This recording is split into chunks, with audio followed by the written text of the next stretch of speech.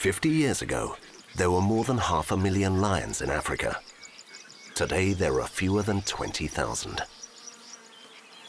Once they lived in freedom, now they must adapt to life in reserves.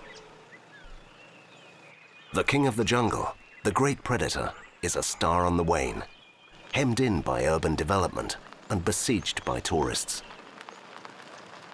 It is not surprising that he's in a bad mood.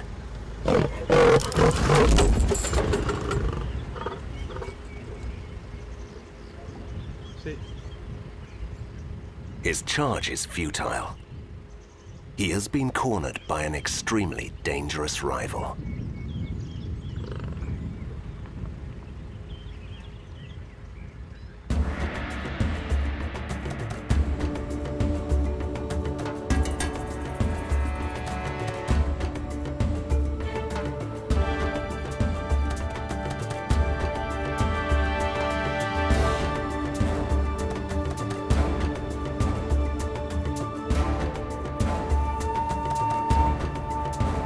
Africa is still the world's greatest reserve of biodiversity, with many of the planet's most awe-inspiring natural habitats.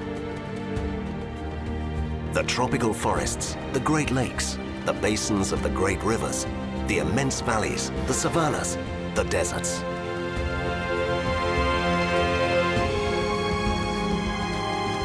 Extraordinary ecosystems that are home to some of the most emblematic species on planet Earth, and a quarter of the world's species of mammal.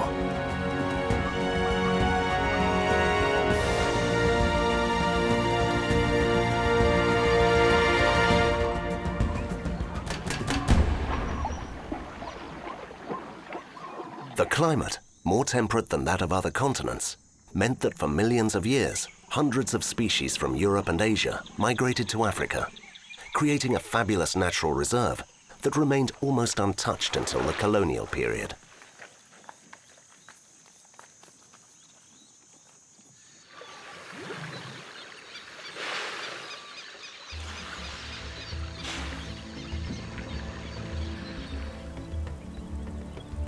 During the 20th century, the spectacle of Africa's natural riches enthralled the world as the continent became the location for countless film and television documentaries that explored the secret lives of wild animals in incredible detail.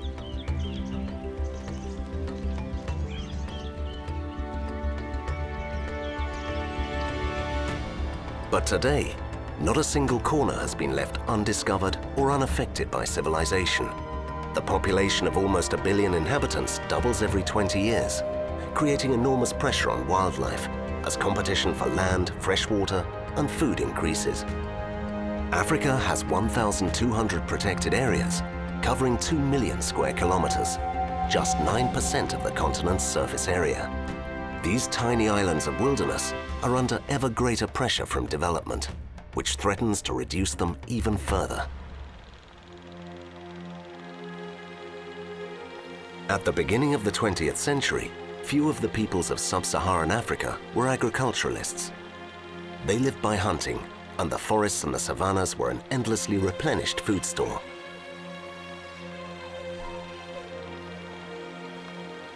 Killing an elephant, as cruel and unnecessary as it seems today, would feed a whole village for many weeks.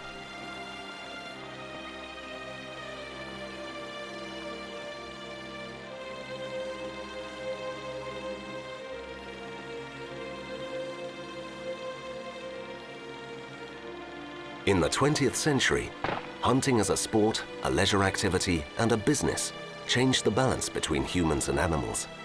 Killing was no longer a question of self-defense or finding food, but of flattering the hunter's ego. The big cats, especially lions and leopards, the most feared of Africa's predators, were the preferred targets.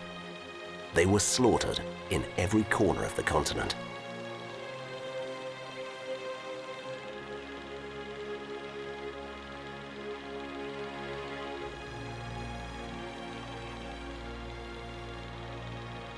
Africa quickly became a killing ground for many species, the result of uncontrolled hunting by locals and foreign visitors. Nothing was done to check the race to gun down any animal and take home its horns, teeth, skin, or head as a trophy.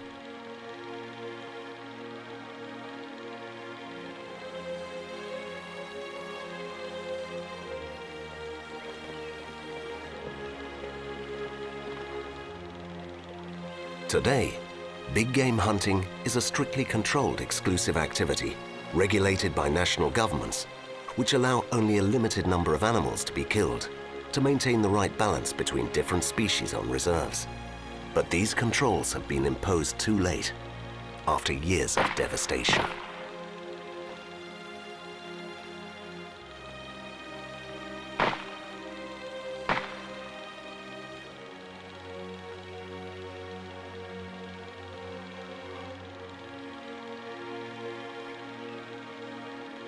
Mankind is the principal rival, enemy, and threat to all other species, the apex predator of Africa, threatening the very existence of the great carnivores of the animal kingdom, the lion, the leopard, and the cheetah, in a desperate fight for survival.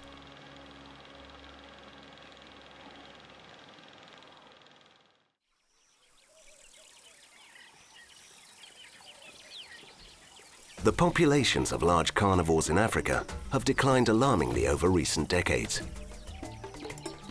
The relentless destruction of wilderness areas, the effects of poaching, and the hunting practices of farmers and herdsmen make it likely that big cats will soon disappear from most of their natural habitats to survive only within the confines of public and private reserves as part of controlled breeding programs that supply the tourist industry.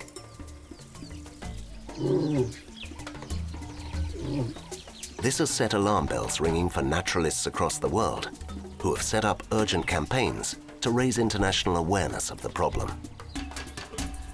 You need the governments of all the other countries to wake up and quickly, preserve some land so that the wildcats can still flourish in there. And then, start settling down. But you will have to do that. Otherwise, just open free roam? No, none. It will, maybe 10 years and it will be nothing left. If population growth continues in the world over the long run, there won't be space left for large predators. I think if we as a human species continue to reproduce at the rate we are doing, we will not be able to save enough areas for wildlife. That is the sad reality. The reality of it is that if we don't do something now, we are going to lose them. We are on the trail of a leopard and her cub in the Orindi Reserve in Namibia. She has been fitted with a tracking collar, which will enable us to find her among the dense vegetation.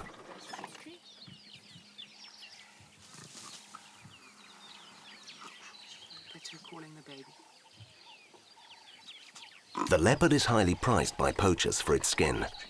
It is also the big cat with the worst reputation among farmers because of its predatory instincts and its elusive nature.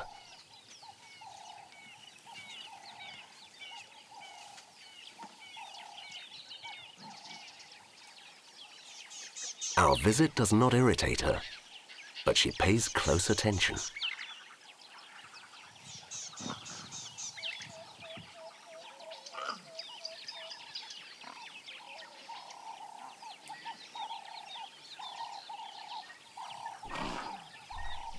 She calls out to her cub, warning her of our presence.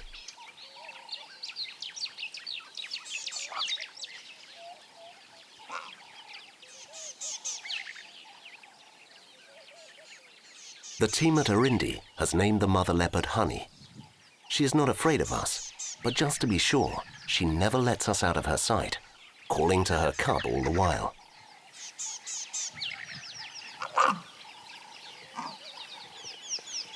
The cub is hiding close by.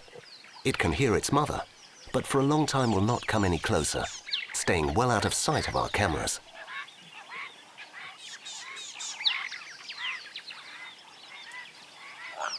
Mother and daughter finally meet up behind a thick wall of undergrowth.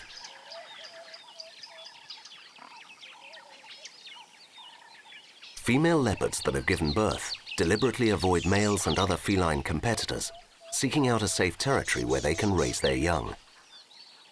Each leopard lives and hunts on its own home range, an area it knows intimately and which it will defend with its life. She had a territory right next door to where we are. She gave birth to the cubs.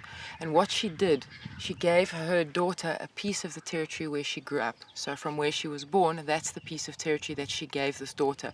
So wondering how she knows the territory so well, she was born here. She's been here since the very beginning. She knows exactly where to go to hide. She knows where to go and find where the springbuck are hanging around or the warthogs for food. She knows every little tree, crack. If she needs water, she knows where to go. And the reason she knows it so well is she's been here since the day she was born. A leopard's territory can cover as much as 20 square kilometers, a large area usually coveted not only by rival felines, but also farmers in search of a plot of land to live on.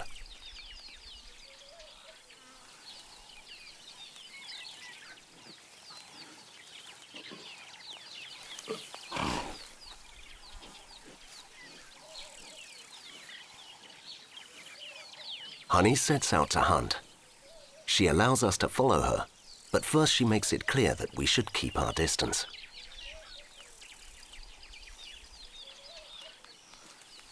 The leopard is the stealthiest, most daring and independent of all the big cats. Its self-sufficiency and adaptability enable it to live in places where other predators could never survive. Wherever it goes, all its senses are alert to any smell, sound, or movement that catches its attention.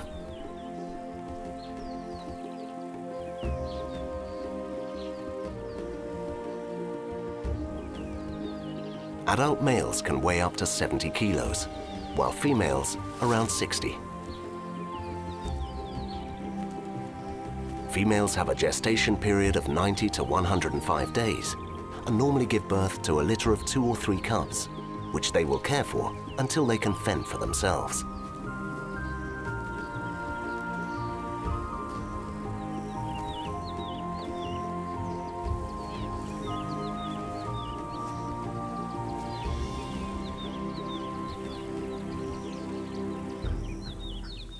Leopard numbers are falling fast, but despite predictions of its imminent extinction, it is faring better than lions and cheetahs, thanks to its finely honed survival instincts, which drive it to find habitats that are as far from civilization as possible.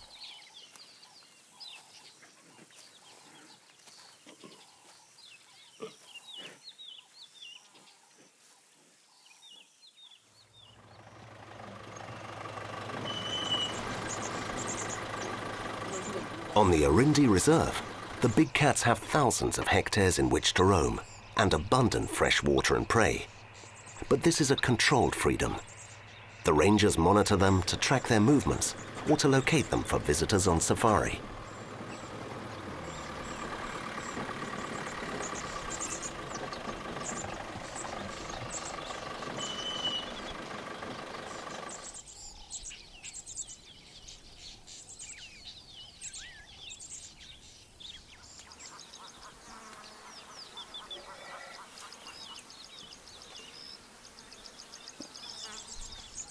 Lions are the most social of felines. Normally they live in large prides formed of related adult females with several cubs of up to 3 years of age, and 1, 2, or even 3 adult males, one of them the dominant leader. While the males are mainly concerned with protecting their territory from possible intruders, the females take care of the cubs and also hunt, a task to which the smaller, more agile females are better suited than the males.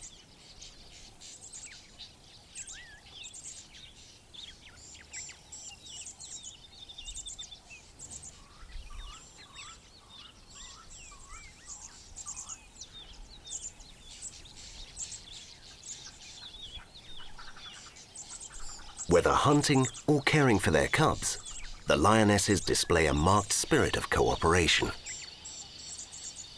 Watching the tenderness they show their cubs, you would never suspect the aggression with which lionesses will fight to claim their share of a kill or to defend their pride.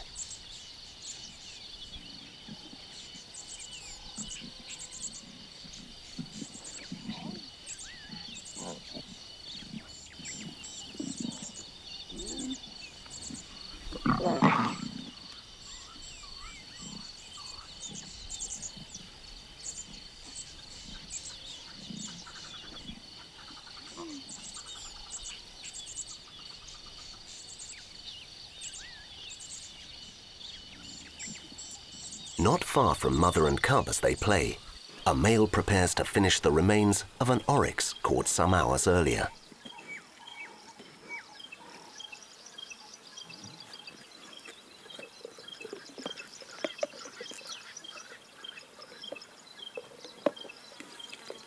He allows us to approach and watch him eat from a distance. He settles down to enjoy his feast as if we were not there.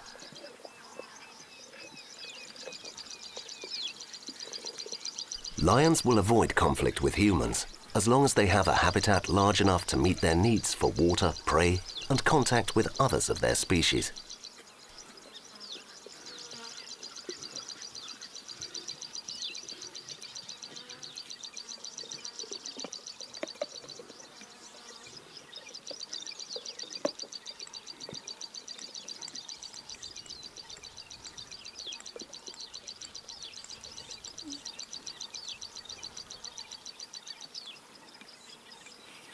Visitors to game reserves tend to see lions either as ruthless killing machines that must be kept at a safe distance, or as high-maintenance pets that exist as attractions for our amusement.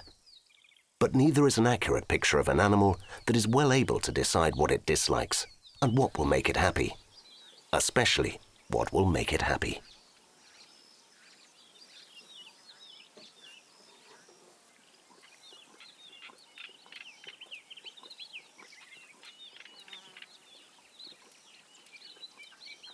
They want to live in freedom, in a pristine environment, with abundant hunting, a habitat in which they can survive without pressure.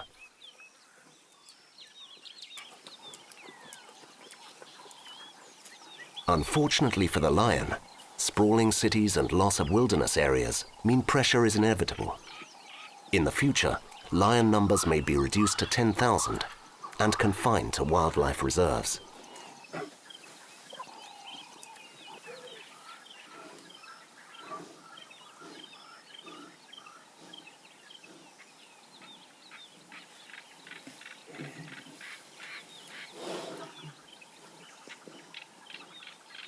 He is blissfully unaware of it, but his reign is over.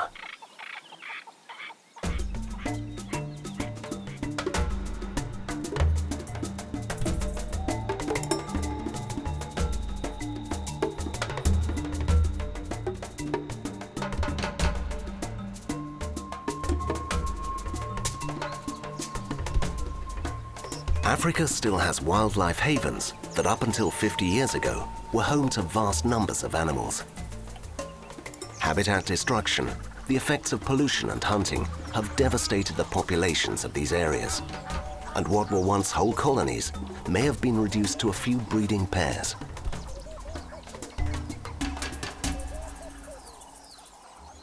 An extended drought, an epidemic, or an unexpected migration can wreak havoc on the delicate balance between species. When this happens, competition for prey can become intense. The advantage of life on a reserve is that a balance can be maintained between many different species, ensuring their survival. This is especially true for lions, leopards, and cheetahs, which face such an uncertain future.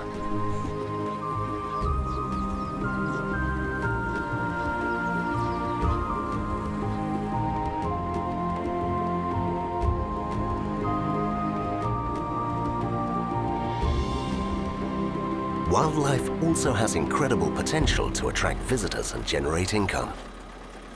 It is not surprising that many farms that once struggled to make a living raising livestock now operate as guest ranches, with wild animals as their main attraction.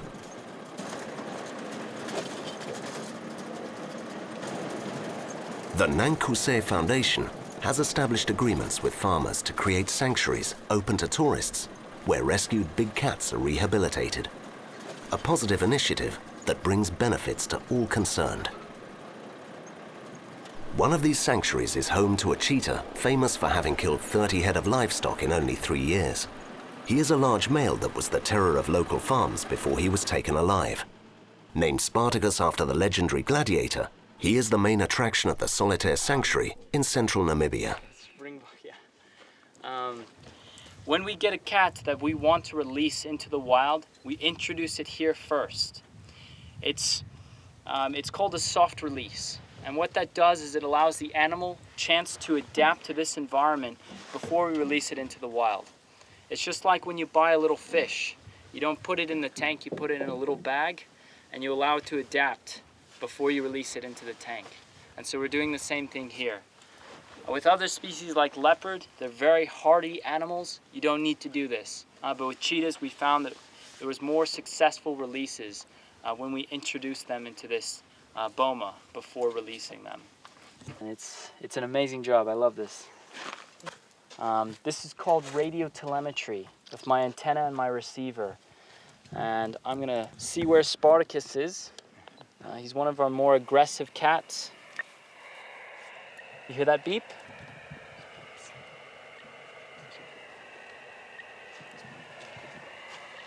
So Spartacus is quite close.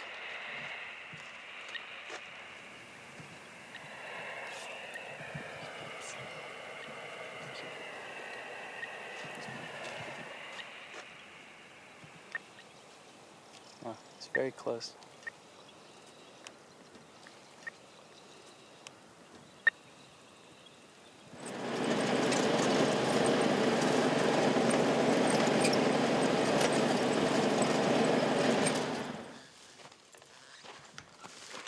Spartacus.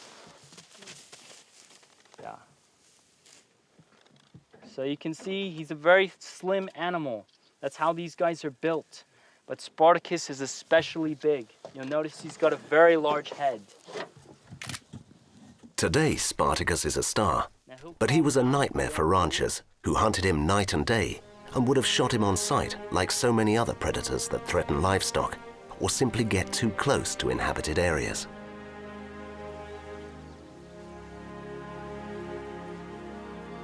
And here we have some terrible traps. I mean, this is the classic gin trap. Whether it's a small one for a jackal or a big one for maybe a leopard and a lions or even bigger, is you basically tie it to a big tree or wherever you can anchor it. You set it like this, close to the meat. So there is, it's closed, so you set it, you open it up next to the meat. And when the animal actually comes to eat this meat, they tramp in it and they get caught.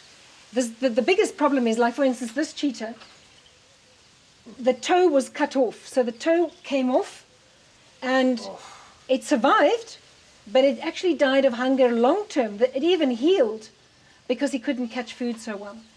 Yeah. This one, you want to see, this is a very typical one, handmade. You connect it with a mousetrap, simple mousetrap to a string, the meat, you put a shotgun bullet in there, the animal pulls the meat and it sets it off and the shotgun bullet goes out and blows the animal and sometimes misses him and also wounds him, and now you've got again an aggressor. In its 20 years of existence, the Africat Foundation has rescued and rehabilitated 1,000 felines.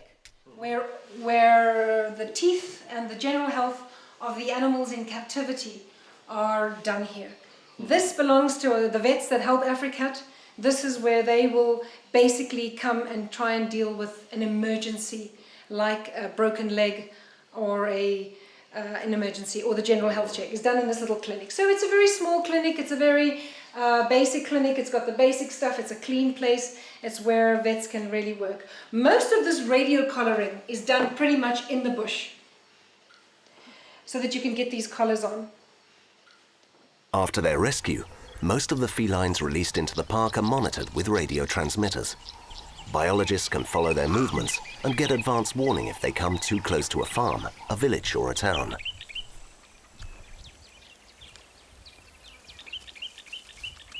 The sight of felines and other wild animals wearing radio collars is becoming more and more common. They're monitoring tools, but they also serve as protection against attacks by humans. Until recently, the collars were fitted with a simple VHS transmitter, but now they incorporate satellite GPS, so the animal's whereabouts can be tracked by computer. That's the type of collar we're looking at with that program. And they have what is called a VHF unit, which you use to localize the animal in the field, where you take out an antenna and a receiver to be able to find that animal on the ground. On the backside, you have the GPS unit. So every collar has this GPS unit, which in a preset schedule communicates with the satellites. For us, we do that on the daily basis, so that we can locate pretty much every released animal on any given day. That we can follow them closely to see, do they go into hostile farmland, do they stay on nature reserves, what precisely do they do, as you said, monitoring their activity as good as we can. And most of the downloads are here in Namibia, where that animal is. And then you'll see the whole path that that animal covered since we've released it. And that's one of the fantastic things about the collars, that you would find it very hard to follow that animal on the ground to document that type of behavior, whereas the collar gives you those data pretty much automatically. That's the area around just north of Sossusvlei, the Namib Desert, red sand dunes, and here would be the Naukluft Mountains.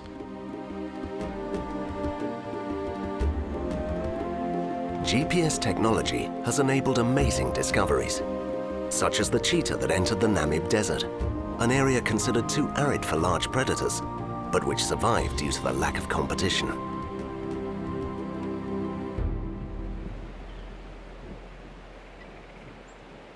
Not far away, the biologists from the Nankuze Foundation want to replace another cheetah's old radio collar with a new GPS system. They want to know whether this individual also goes into the desert, and for how long. To change collars, they need to immobilize her with a tranquilizer dart. The dart must deliver the correct dose to avoid unwanted side effects. We're going to immobilize her, and the previous time that I immobilized this cheetah, the dose wasn't high enough. I underestimated her weight. So this time I'm going to give a little bit higher dose, because we have only one shot. If we miss, we have trouble. So we can't miss today.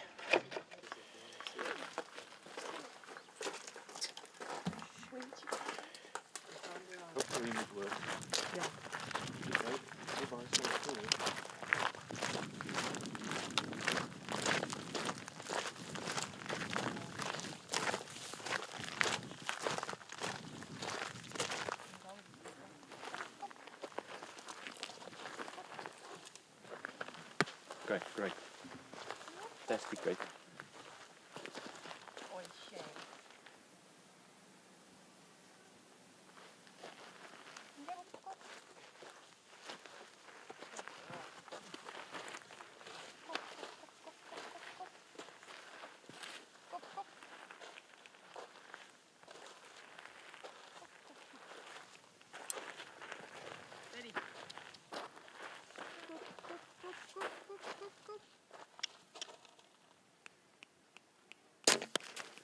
Okay, perfect. Absolutely perfect.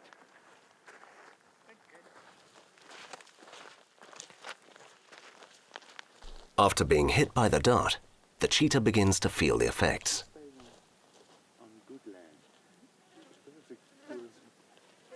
Natural, but yeah, he said no. One of your vehicles out. The biologists wait for a few minutes to ensure that the animal is completely immobilized, so they can safely approach her and replace the old collar.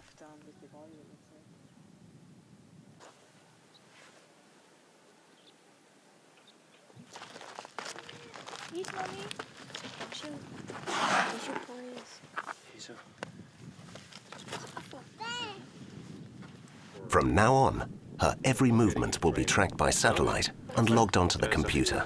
Yeah, I've got it. Both brown and all that. They look very similar. Just do it then, I guess. See, enough. Ja, right. Beautiful bird, I know it. Is it? Yeah. Oh, yeah, Once the GPS collar is fitted, it's time to wake her up. Dr. Rudy van Vuren administers another injection, but this time to bring her round. Now you got the muscle. Especially if an animal has kidney disease or liver disease, you have buildup of the drugs. So you must be careful. Although the effects of the drugs will gradually wear off, the stunned cheetah, her eyes glazed, is a pitiful sight.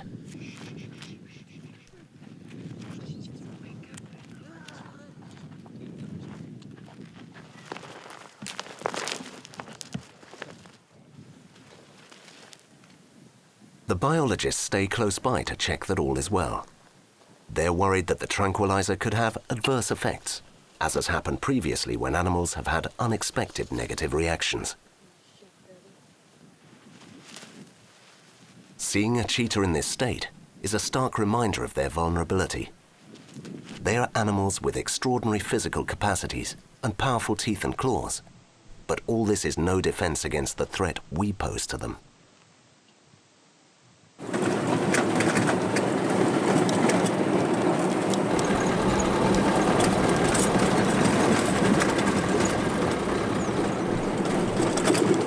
Farmers on land neighboring the Etosha National Park have notified the authorities and the Africat Foundation that 3 male lions have escaped from the park, entered their land, and killed one of their cows. Dr. Ortwin Ashenborn, veterinarian at Etosha, and Tammy Horth of Africat have agreed to work together. They need to find the lions, immobilize them, and return them to the park immediately. Dr. Ashenborn prepares the dart rifle. The 3 lions are a real danger.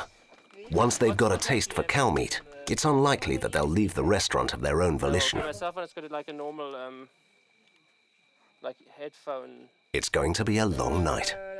Don't know. Let's have a look. The farmers have given the conservation groups 24 hours to remove the escapees. When this time is up, they will shoot the lions. They cannot risk having the lions kill more livestock or attack the farm workers. And then from there, if there's any movement, we shoot off target. Dr. Ashenborn goes ahead of the other vehicles to locate the lions and attempt to hit them with the darts on his own, without distractions that might jeopardize the operation.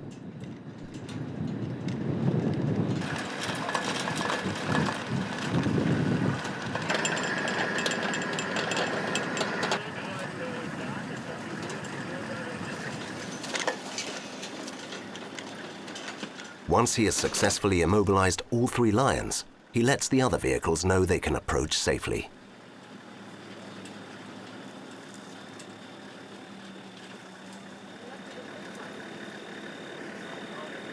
The tranquilizer darts have put the lions into a deep sleep. Here you go. All 3 were gathered around the carcass and entrails of the victim, a cow weighing over 600 kilograms, which gives off an intense smell of decay. Coming. Okay.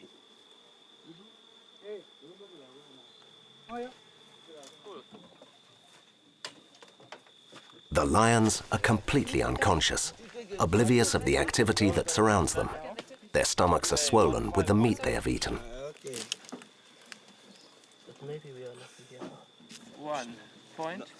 Ashenborn makes the most of the lions' immobility to examine them and to take blood samples. He will return them to the park, but thinks that if they've escaped once, they will try it again. He fits them with radio collars so that they can be easily located. Yeah, we're going to put a collar on. Yeah, I think And so. then where we're going to drop them. I think no more. Or maybe rattle. The process is repeated with the other 2 lions. En dis glad terug hierso. Ja, is dat beter. Soms 'n bietjie ver gaan lê. Ons gaan 'n bietjie ver lê. Ja. En dan soek ons 'n bietjie van hierdie hare. They must work fast. The dose of tranquilizer will keep the lions under for around 2 hours. But this is too short a time for everything that must be done tonight. Ons moet net die karre bietjie naby bring. Dokter, hy ken mos. My kollega hy sal die kar bring. Okay. Okay. Lions have a highly developed sense of direction and ability to recognize landmarks. They roam great distances without getting lost. When they're on the move, they take in visual and sensory data and store it in their memory forever. To stop them finding their way back to the farm, they will be dropped in the park, but as far from here as possible, to make it harder for them to find their way back. Okay, 1, 2, 3. Okay. Alright. Okay, 3,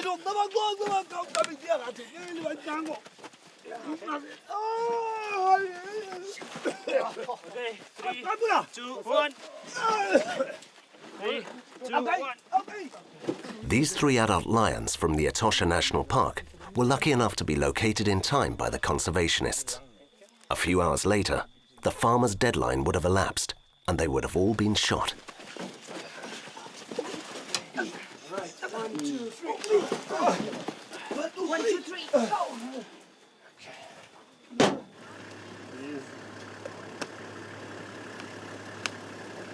Sleeping. Sleeping. Can he reach the limit bin? We can reach the limit pins. Okay. Let's see the one behind you. Yeah.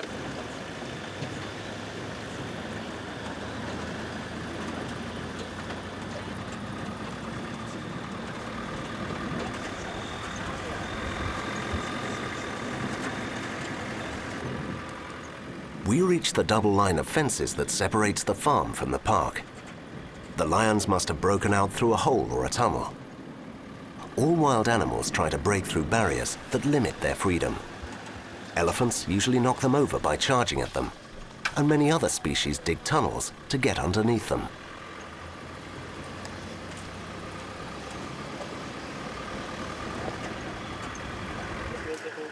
The convoy stops from time to time to ensure that the lions are still unconscious and administer more tranquilizer if necessary.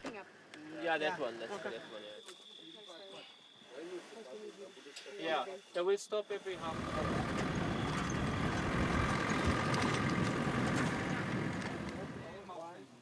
4 hours later, we reach our destination. Loading the lions and unloading them again are labor-intensive operations. Got him? You can let him down right there, but slowly. There we go. There we go. Very nice. Very nice. Slowly. Okay. Wie car is die draai hierdie car? Yeah? It's your car. Yeah? Just turn it around. We are more than 250 kilometers from the farm, deep inside the park. It's half away. Yes, I don't know, Doctor. Dr. Ashenborn prepares the reversal dose to bring them around. 10 minutes later, they will open their eyes to find themselves in a place they have never seen before. Yeah, whichever, whoever.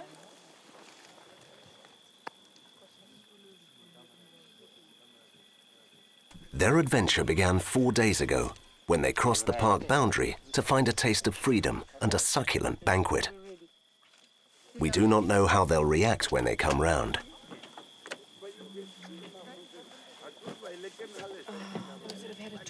Two of them had a top up. It'll take them a little bit longer.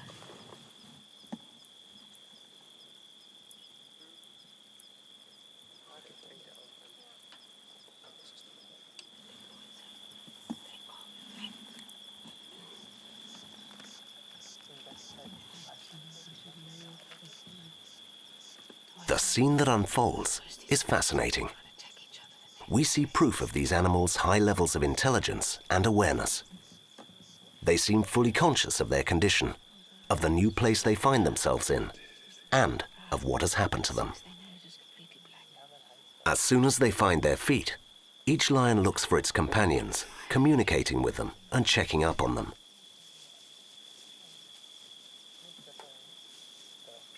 They behave just as humans would in a similar situation. They ask the others how they feel, then encourage them to get up again. Who knows whether they'll try to return to the farm, the scene of such an incredible adventure. For them, it must seem like a beautiful dream, but for the farmers, it was a nightmare. The fact remains that wherever a lion goes, it is a dangerous predator.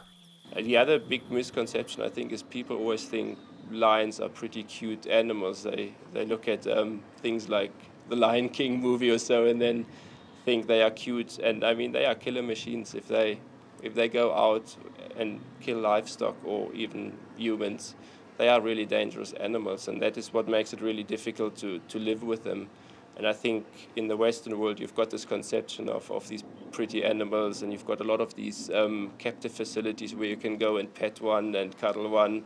But the truth is they are really, really dangerous animals that are just made to eat meat, and they can't do other than that. For farmers, the presence of big cats on their property is a problem with no obvious solution. Loss of livestock translates into financial losses for which governments and insurers refuse to compensate them. We as commercial farmers, we see our animals, domesticated animals, cattle and goats and sheep, as a money-making business. We have to make money out of them, put it onto the bank, and do a business out of it. So there is that split coming. So if a lion or any predator comes into the communal area, it's like they're robbing their bank account. For us, it's a loss of business or loss of income as a commercial farmer now. That's a problem. On communal farms shared by several farmers, the situation is even more difficult. These are farmers with small herds, and the loss of half a dozen head of stock to a big cat can spell ruin.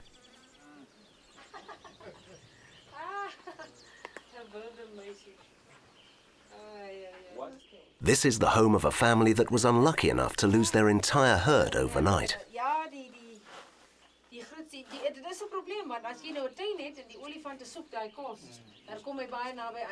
One day, lions broke into the sheep pen.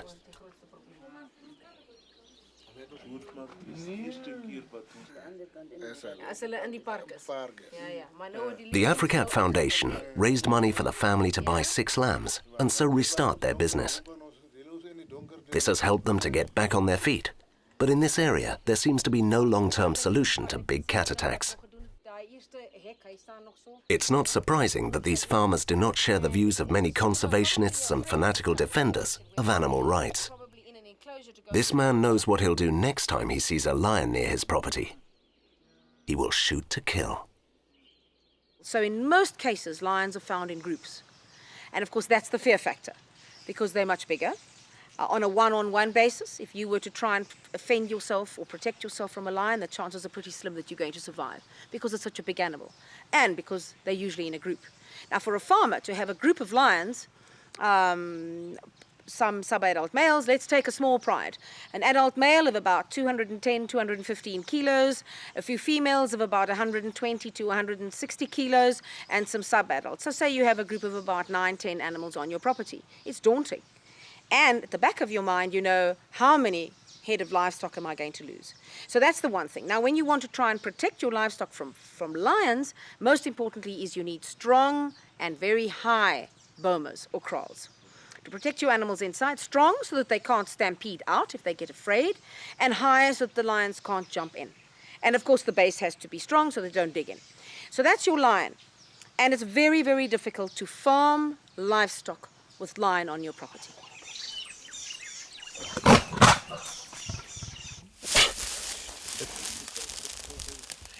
There is no trait more characteristic of felines than the desire for freedom, and they can be very aggressive in the pursuit of it.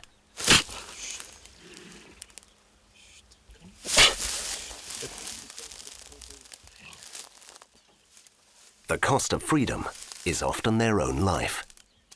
Conflict with humans has no other outcome. Though the size of the cage may vary, the only future on the horizon for these animals is captivity.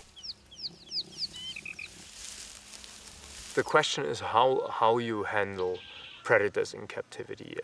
It starts with the size of enclosure you provide them. The larger the enclosure, obviously, the less contact you will have with that predator, because they're naturally avoiding human contact. For ambassador animals that are orphaned, for example, or injured, human contact is often maintained to keep them in a tame or semi-tame state.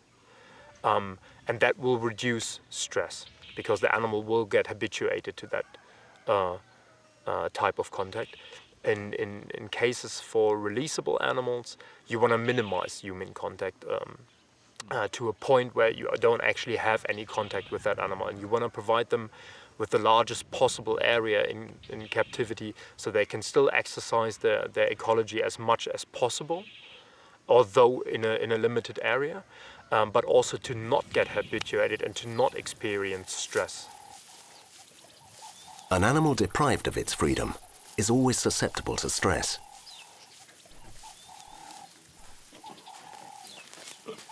This leopard scrabbles compulsively behind the bars. And this lion hurls itself at them.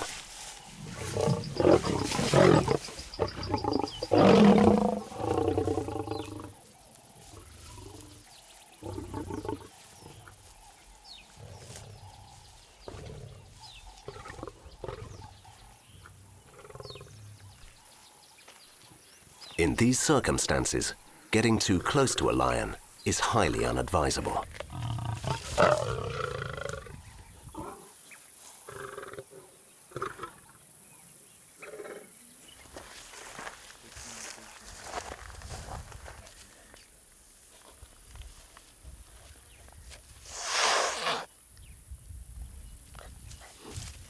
Any feline, even a caracal, yearns to be free and feels incredibly frustrated when it discovers that its territory is limited and that it depends not on itself, but on its captors for food.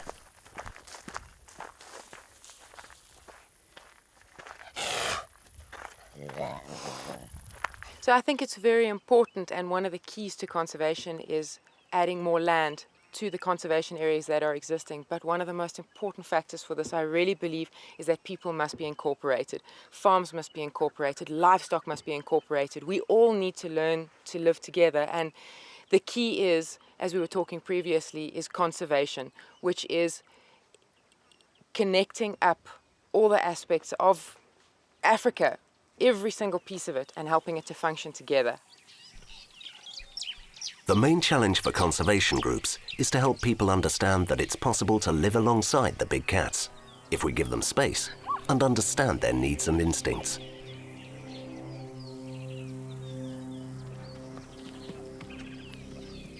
A leopard's instinct is to observe and examine nature in incredible detail.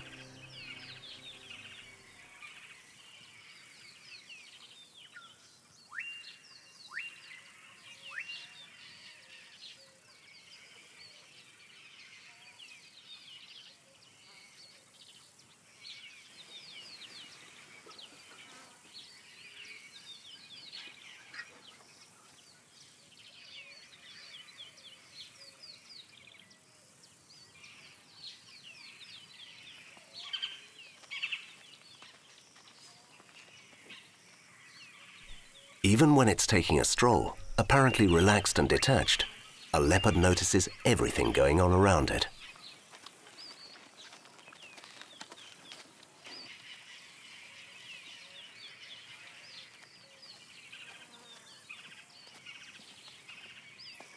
From the tracks, this female can tell that other leopards have passed this way, as well as prey, and this awakens her instinct to explore and to hunt.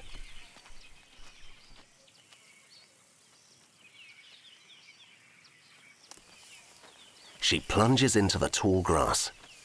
There's no way of seeing what is up ahead, so she relies on her extraordinary sense of hearing. She knows what's on the other side.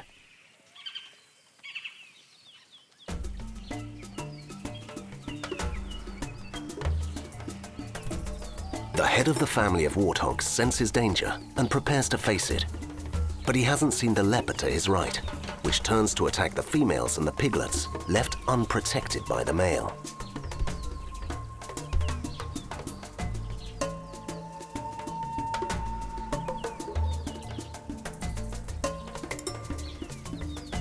The leopard is an astute hunter. She has distracted the male just long enough. He will not make it in time to prevent her catching one of the piglets.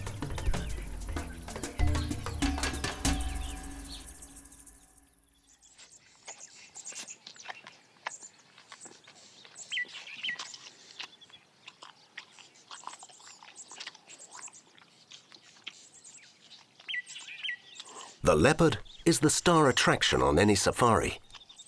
Many people are prepared to pay large sums of money just to photograph one.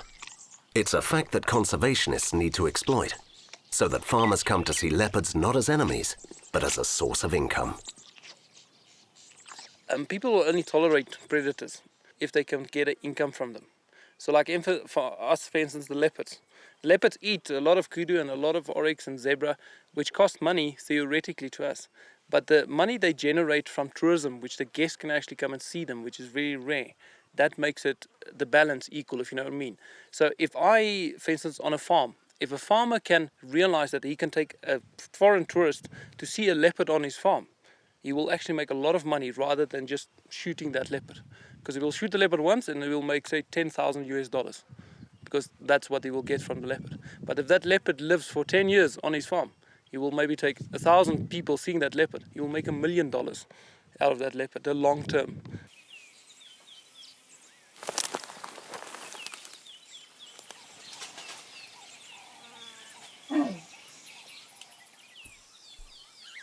This female climbs to the top of a tree to call her cub, a young male. The mother is unafraid of us, but the cub is not convinced and daren't come any closer.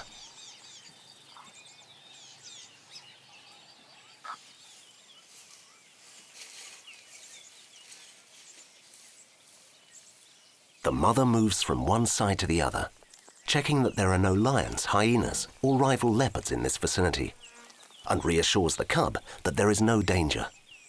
But the cub prefers to wait down below.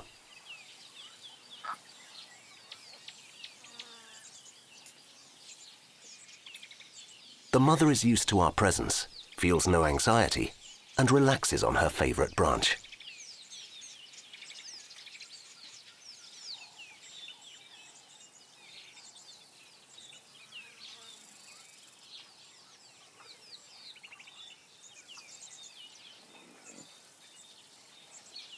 Now it's the cub that must wait until the mother finally comes down from the tree.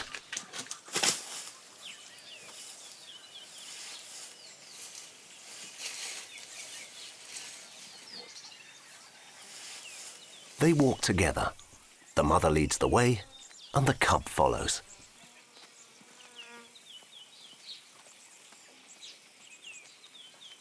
Mother and cub exchange sounds, growls, silences, and eye contact in a private language that is impenetrable to us.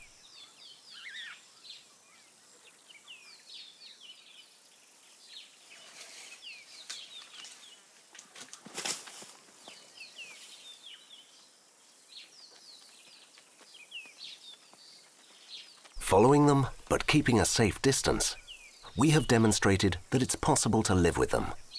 But many people remain unconvinced. Remember, we are the biggest threat for them. So if they're not scared of us, somewhere down the line they're going to get shot because somebody will think this animal's got rabies, or it's going to catch my cattle or my sheep or my goats, and this animal will be killed. So you have to keep them scared. They have to keep their distance. They should not come too close for their own safety. If they come too close to people, they get killed. It's depressing to reflect that should this leopard ever run into a human or stray onto a farm, its days will be numbered.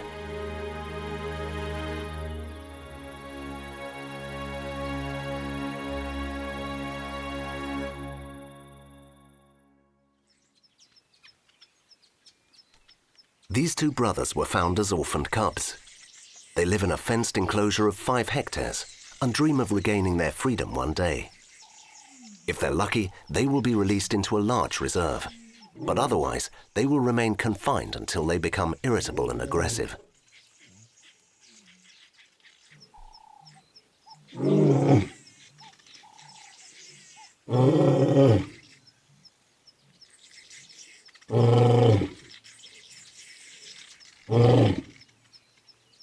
Over the last century, the pressures exerted by humans on big cats have been huge, even cruel. We have killed them out of fear, ignorance, to trade in their skins, or for sheer pleasure. This has brought the cheetah to the verge of a second and final extinction event. The first took place over 10,000 years ago and was due to competition with other predators or an epidemic. The species was saved thanks to a small group of survivors and has made it to the present day as a fascinating genetic anomaly.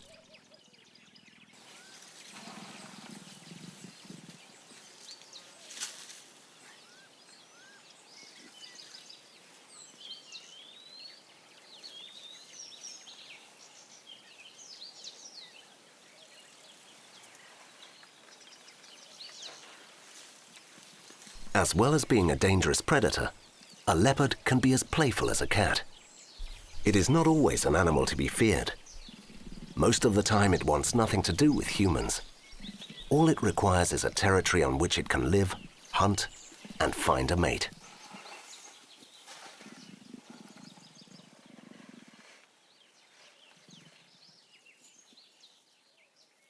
From time to time, it stares at us intently, as if it expected something of us. It warns us not to come any closer, not to cross the line that would separate it from its freedom.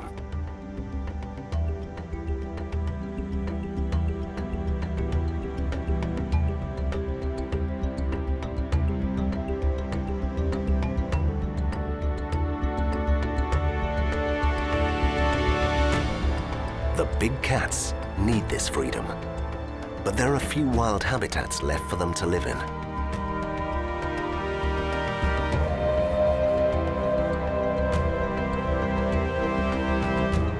Looking towards the future is to fear the end of the big cats.